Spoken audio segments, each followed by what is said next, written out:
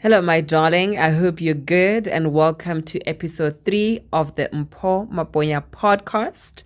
It is my hope and desire that by the end of this episode, you'll be recharged, you'll be enlightened, and you'll be empowered to live your best life.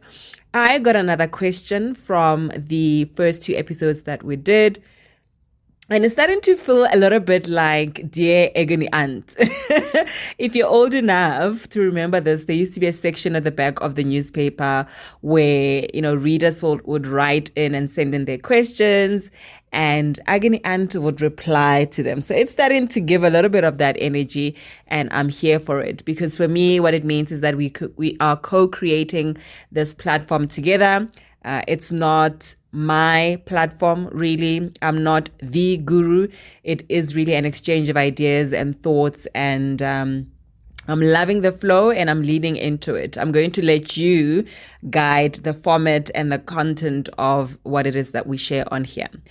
So I'm going to read you the question that I received. It reads from Anonymous. The topic I would like you to discuss is how do you protect your energy?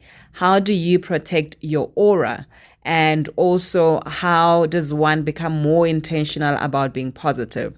So there were more questions from Anonymous, but I think that's a mouthful and enough to carry us for the remainder of this conversation today. And we'll see where Spirit guides us to. So before we start talking about how you protect your aura, it's very important that we understand or at least unpack what is the aura. I do find that it's gained a lot of attention. It's almost trending a little bit, which is quite encouraging because it means people are leaning in more into understanding that we are more than just a physical body.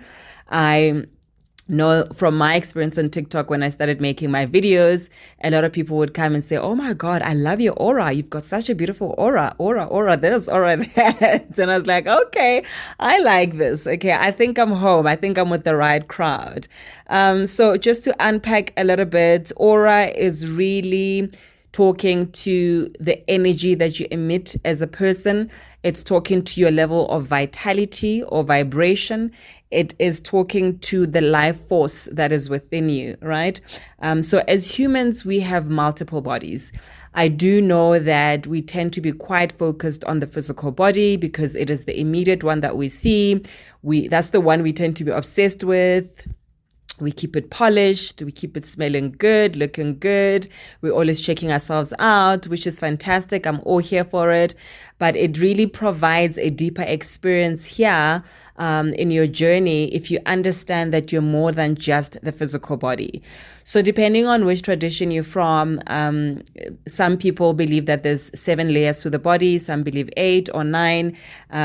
Really, that's not the direction of my discussion today, but to really share that you've got the emotional body, you've got the auric body, which aka the aura, and that's the closest one to your physical body.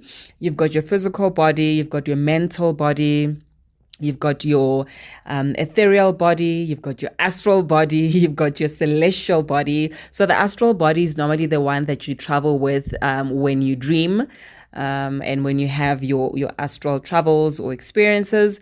And then we've got your etheric body. So that's the soul's journey, right? And you are getting a sense of how complex you are by now. Hopefully you are getting a sense of the fact that no wonder you have so many questions. No wonder your experiences are so varied and complex. It's because you too are complex, right? And once you have that understanding that I'm more than just the physical body and you start tapping into other layers, you understand that I'm actually a big deal. And that's where that level of a love affair with yourself, understanding and giving yourself enough time to understand and be self-aware of yourself and your intricacies and how unique your journey is in this time-space reality, it really does become a joy. So I thought it would be good to break that down before we even start discussing how you protect your energy, how you protect your aura, and I hope that helps. So there's different things that affect your aura or your energy, right? You'll hear people saying, oh, you've got such a clean aura, or your aura is so heavy, or your aura is dark. It doesn't mean that you're a bad person. It doesn't mean that you're evil, or anything to that effect. It just means that there's quite a number of blockages that you have in your physical body that need you to pay attention to, that need you to address or to start clearing, right? And it could stem from various areas. And also to that end, there's many ways, or rather you can read a person's aura, depending on how sensitive of a person you are, depending on your level of spirituality. Not level, it sounds like there's grades and hierarchy, and that's not my messaging there, but how in tune you are with your spiritual side. But also, even if you don't have any of those, you can actually learn auric reading. You can learn how to read an aura, right? It's not like it's reserved for special people, you know? But you can really tell at what level of vibration someone is operating in. It also has nothing to do with how loud you are or how much of an extrovert you are or introvert. You can be a high vibrational person, even if you are an introvert, right? It all talks to energy, really, as opposed to personality type.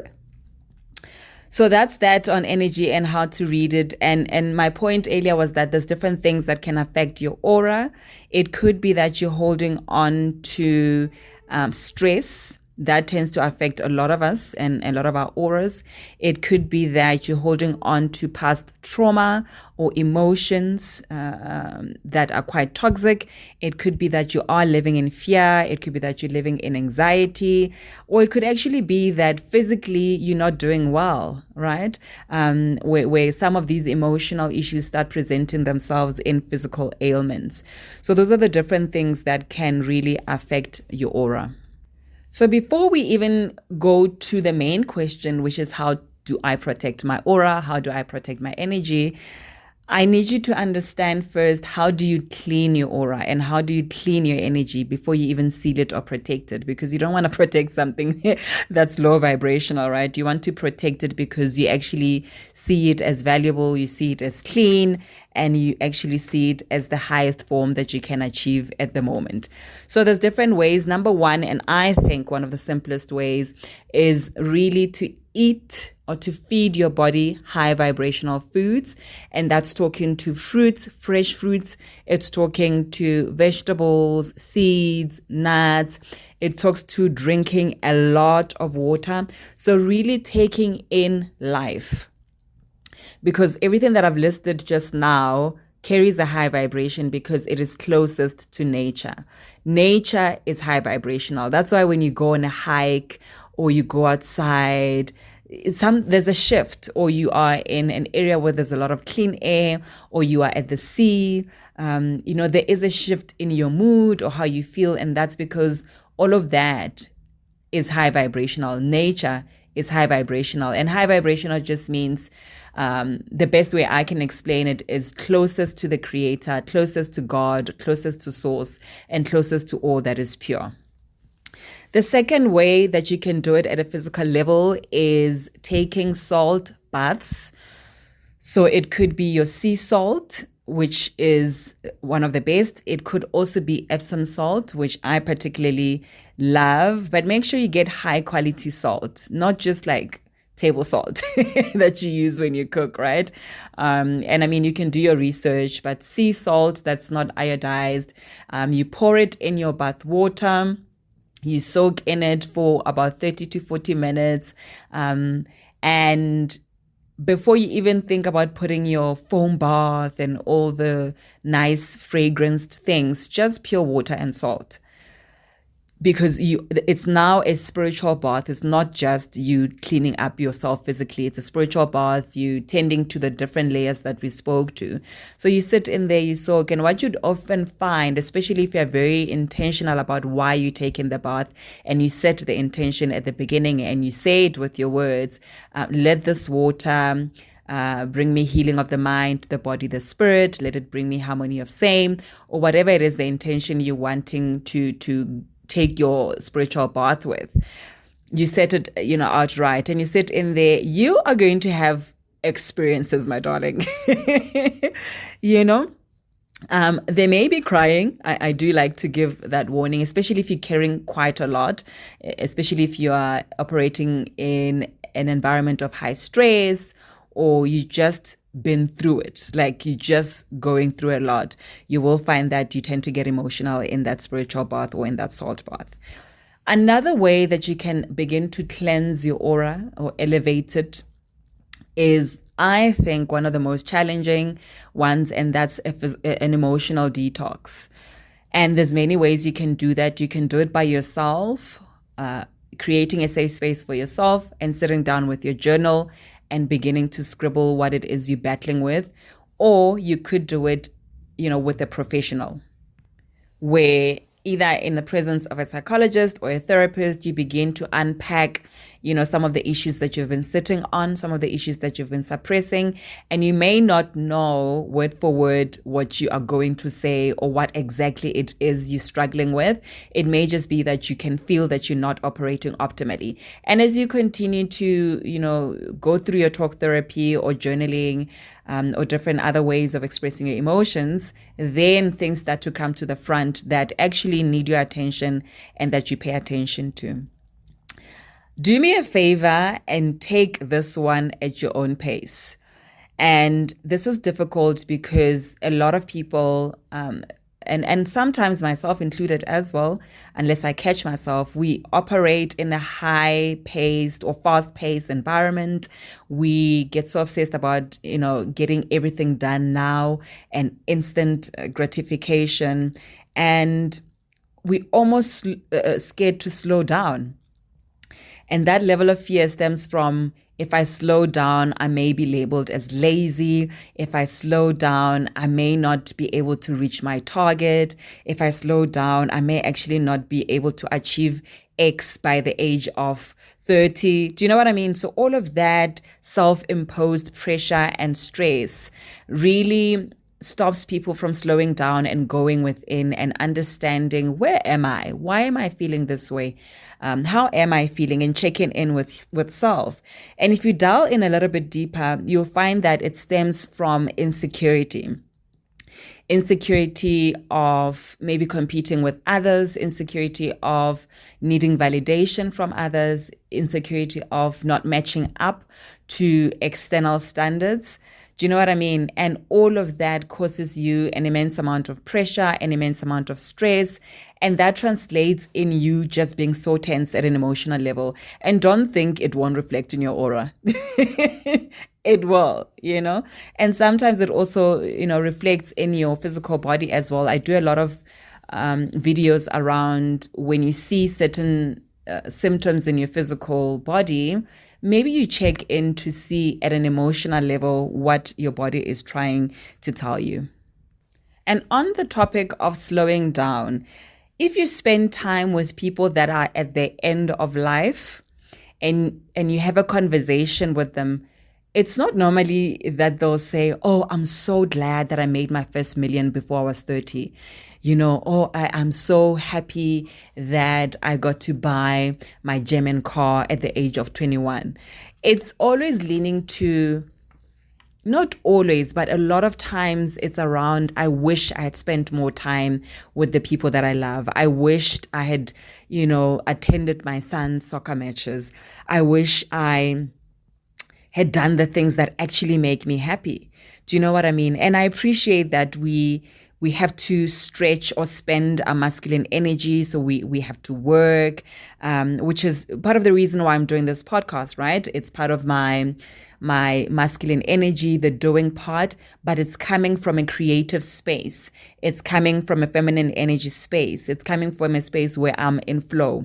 Let me tell you that I set up this podcast almost a year ago. And only now I'm starting to record episodes because there was quite a lot of work that I needed to do at an emotional level. There were a lot of blockages that I needed to heal from and I needed to release from to get to a point where I can flow with ease. And once that was attended to, it was so easy to start this podcast. In fact, one of my followers on Instagram said, "Oh, I think you should do a podcast. It'd be really great." And I said, "You know what? I'll start today and I'll send you a copy." It was so easy for me to do that because now I'm in flow. Now I've cleared all that stagnant energy that I had been harboring. And it's not to say I'm all healed up, I don't have any more issues anymore, but it's just to say what I struggled with when I set this up initially, not being able to express myself and explain and articulate the ideas that I wanted to share with the world. That's shifted, you know. I've cleared those blockages and now I can come forth and actually speak. So I say this to say, actually lean into your emotional body, lean into the struggles that you have at an emotional level. Take as much time as you need. It will make your journey moving forward much lighter. Okay, now back to the initial question. How do I protect my energy? There's many ways that I do that. I protect my energy by keeping away, number one, from energy vampires. Energy vampires is not only people that drain you, it's also activities that drain you. It's certain foods that drain you. So when you eat something and you're slow, you are in the slow lane and you are present, you can feel your energy shift. Does this food energize me or does it suck my energy? Do you understand? So I to the extent that I can keep away from energy vampires by not accessing, or rather being accessible to absolutely anyone and everyone. I'm very selective about who has access to me and who has access to my energy, because I finally have a good understanding of the impact my energy has on people and what impact other people's energy has on me. I protect my energy by not taking on more than I can handle. And I know in this modern world, we have normalized and almost romanticized beast mode and doing all the things and just going above and beyond, which is great if it's coming from a place of creative energy, or it actually is fulfilling, but not just taking on more than you can handle, because what it does is that it depletes your energy. Then you have to spend more time trying to fill your cup, and it becomes a roller coaster, or rather a cycle where the more you're trying to replenish, you feel like you're falling behind. And by the time you've replenished, the stress begins all over again, right? I protect my energy and aura by asking for help. And there was a long time, for a long time, I couldn't actually ask for help. I was in superwoman mode, my darling. I was beast mode. I can do it all. But I came to a point where I realized, actually, no. Actually, maybe I ask for help instead of being the one that's always helping, right? So that's one of the ways that I make sure that my energy is protected. Another thing that I spoke about in episode 1 is filling up my cup. That's how I protect my energy and aura, and making sure that I'm not operating from a place of depletion. And when I do feel that I'm getting depleted, pausing and maybe stop oversharing and stop overspending my energy until a point where I feel like now I'm in overflow. Now everyone else can drink from my cup, you know. One of the other things I do is that I keep a very close circle. And I think it speaks to what I said earlier, that I'm not easily and readily accessible to everyone. Another method or technique is such a technical term, but another way that I protect my energy is by connecting to God, by connecting to spirit, and by connecting to my guides to understand, or rather to ask for protection. Before I step into my day, I spend time with spirit, I set my intentions, I ask for support, I ask for protection. So that's a big one for me. And then finally, I protect my aura and energy by being okay with not being liked. That's a big one. Being okay with not being liked is a big one, because all of a sudden you don't spend your energy trying to charm everybody, trying to please everybody. You stop being a doormat, and you understand and appreciate that actually maybe not everyone will like me, and that's quite all right.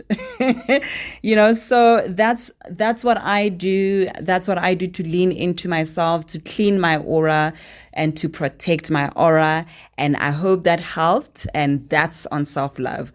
Do make sure to follow me on TikTok and on Instagram, Maponya Live. I'm also now on YouTube, Maponya Live, and I look forward to co-creating this platform with you. Send me comments and questions of any topic that you would like me to cover in future episode. Sending you love and light. Mwah.